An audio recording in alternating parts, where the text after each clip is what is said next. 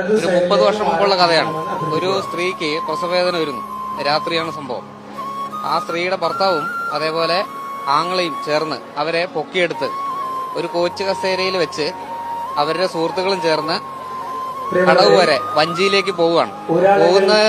കടവിലെത്തിയതിനു ശേഷമാണ് വഞ്ചി അറേഞ്ച് ചെയ്യുന്നത്. വഞ്ചി അറേഞ്ച് ചെയ്തതിനു ശേഷം ആ വഞ്ചിയില് കോച്ച് കസേരയില് പ്രസവവേദന അനുഭവിക്കുന്ന സ്ത്രീയെ കയറ്റിവെച്ചിട്ട്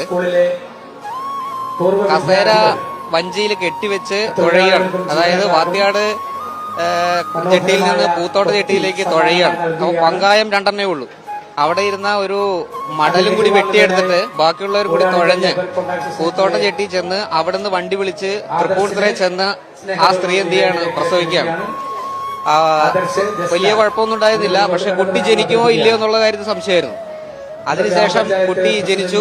അമ്മയും കുഞ്ഞും സുഖമായിട്ടിരിക്കുന്നു. ആ കുട്ടിക്ക് ഇന്ന് 30 വയസ്സിനടുത്തായി. അയാളിപ്പോ കണ്ണൂർ ഒരു താൽക്കാലികമായിട്ട് ജോലിയാണ്. അയാളുടെ പേര് തരുൺ എന്നാണ്. ഞാനാണ് അയാൾ. ഇദ്ദേഹം തന്നെയാണല്ലേ താങ്കൾ?